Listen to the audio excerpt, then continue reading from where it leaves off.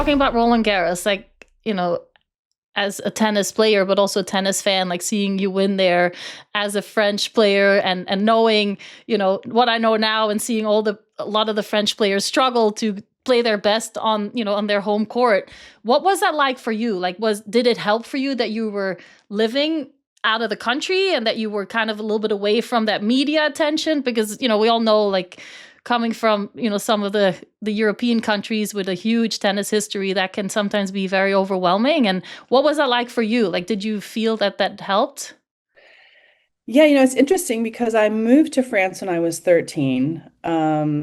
Didn't really speak a lot of French at all at that time, so I had to learn to speak French. But I have a lot of family there.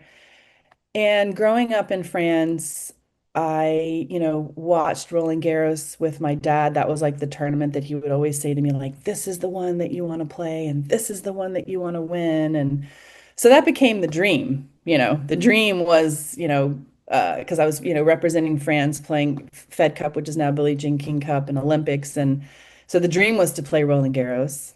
And then the Because your mom was French, right? Yes, so Yeah.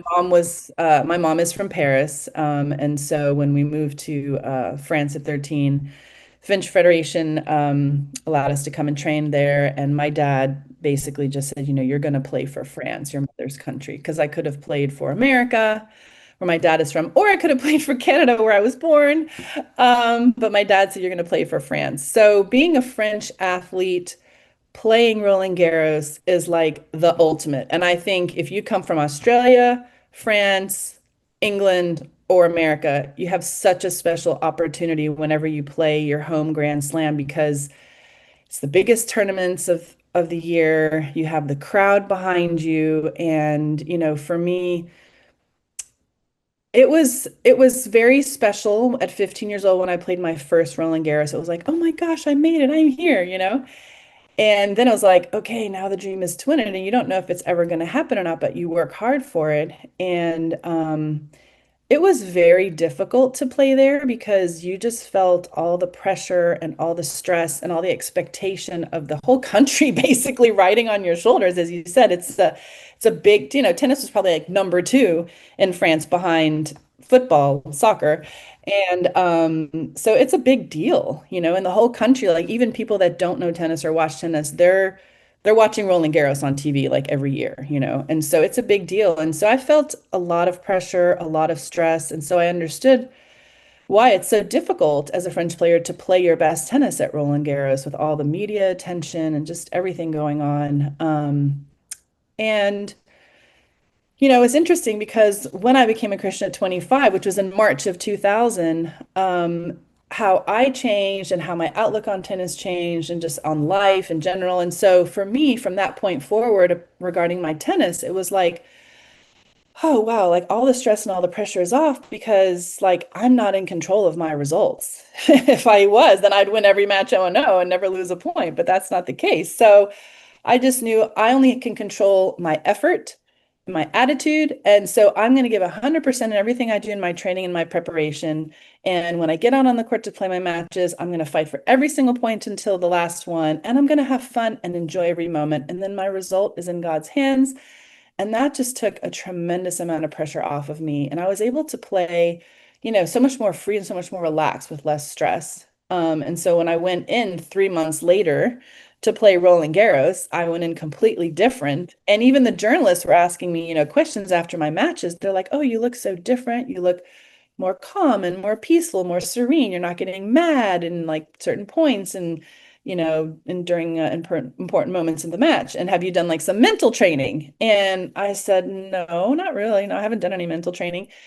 And like, well, what have you done? Like, there's something different like about you when you're on the court. And I was like, I don't know, just, God's in control and I'm just doing my best. And so it just really helped me to just play a lot more free. And that year was the year that I won. So it was pretty amazing. Singles and doubles, Mary. Yes. Yes, and then I've always played doubles, and I think, Kim, I don't know about you, but like when we played, I felt like like most of the players were playing singles and doubles every week, and that was just what we did. And I mean, I Mm. love doubles. I thought it was a great opportunity to work on my serve, my return, my net game, etc. And it was fun. I just loved being on the court with like another player, and it was like my friend, and So I just did that, played singles and doubles, and I loved mixed doubles as well at the Grand Slams. And, when I look back now, I think, oh my gosh, like playing a Grand Slam, especially Roland Garros on clay, where the matches are tougher and longer,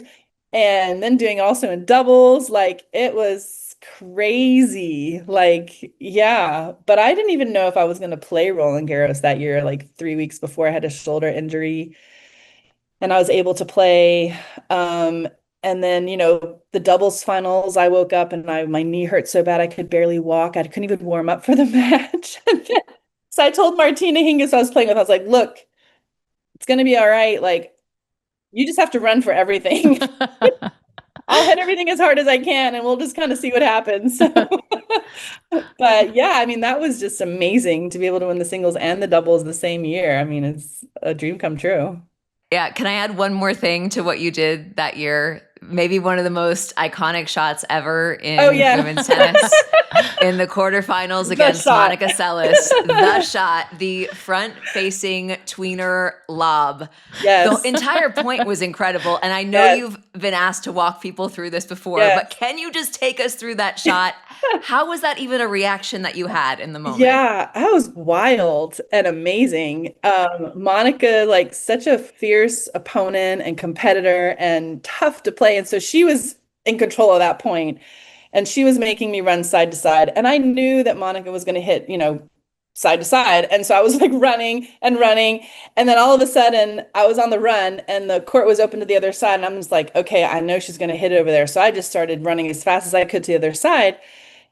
And all of a sudden, the ball is like right on top of me. And I was just like, it was instinct. Like I didn't even think nothing. Like it was just right there. And that was really the only thing that I could do because it was right on top of me. Otherwise, it was going to hit me. So I just jumped and hit it between my legs. And I didn't know what was going to happen, if it was going to go in or what. And I was even like shocked and surprised and very happy that it actually went in for a lob winner, which I think Monica also just because she just like let it go and it went in. And I was just like, wow, that was amazing. And, it was a shot that I would kind of do in practice, like, just for fun, sometimes warming up. If a ball would come like straight at me, I'd hit it between my legs forward facing the net. So it was just a fun kind of thing. It's not like I never did that shot before, but I never did it in a match before. I don't know if I ever did it again after that. But I was never able to do like the tweener, when your back is towards the net. Like I just was never able to do that one. I was always do the front one. So I should probably like trademark that or something. I don't know. Yes. Yes. I look back and I saw the video of it. And I was like, oh my gosh, I did not know like I could jump that high. That's crazy. So that was a pretty athletic shot. And I was like, that's pretty cool. That was incredible. It has to be kind of, you talking about like your first moments on a tennis court and being super, like just seeing the ball well and your timing, like there has to be something in your brain instinctively that came back there, like full kind of moment of, your first tennis lesson. And I think they pushed you up to like play with the better kids and things like that. So it's, it's exactly. incredible. It's like day one, they showed me how to hold the racket and they like hand tossed it to me and the other kids would like swing and kind of like whiff the ball. They wouldn't hit it. And like they tossed it to me and I just hit it and I just went over the net and the court and it's just wild. It's been like, like that since day one. Your technique has always been so like flawless, like almost nothing can go wrong. You know what I mean? Like there's like, it was such a simple, like it worked, like it was just always. So was that something that came naturally, or did people like at the French Federation work a lot on your technique, or your dad or your brother, or was that kind of just naturally instinct for you? Yeah, so great question. I would say obviously the beginning part of my game for the first 8 years was my dad, who was really amazing. When I look back and like think about what he did, the abuse aside, just taking like the pure tennis coaching that he did is really incredible for someone who's never played the game, who doesn't know the game. But he became a student of the game and watched every single professional tennis match that was on TV, men or women. He got the tennis magazine every month. He got the tennis books from all the best tennis coaches around the world, and he studied them. He highlighted them. He underlined them with it, if it was technique, if it was drills, exercises to do.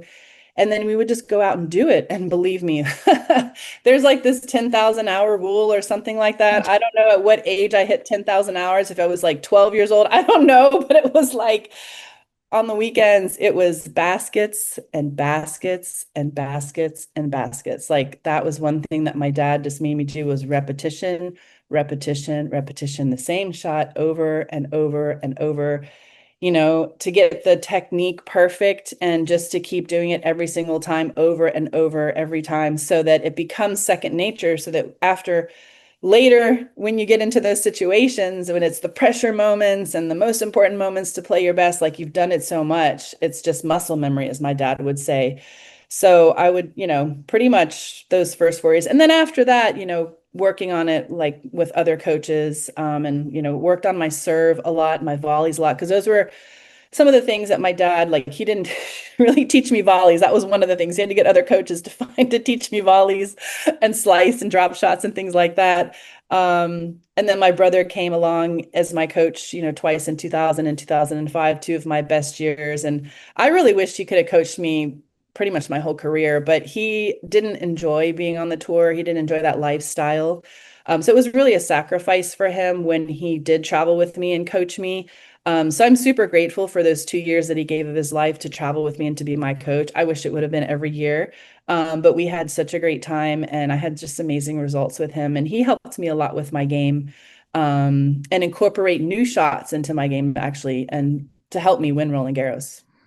And now you can help him by babysitting the kids. Yeah, and exactly. And can giving you him some up? time Can off? you drop off? Can you, Exactly. For sure. Yeah, now I'm taking my nephew on the baseball field for hours and doing drills with him, and because he's playing baseball and he loves it, and it's fun. I get to spend time with him and do that kind of stuff. My niece, she's into gymnastics. She's a competitive gymnast, and they're both like, amazing athletes. She's a great athlete, so it's really fun to see them doing that.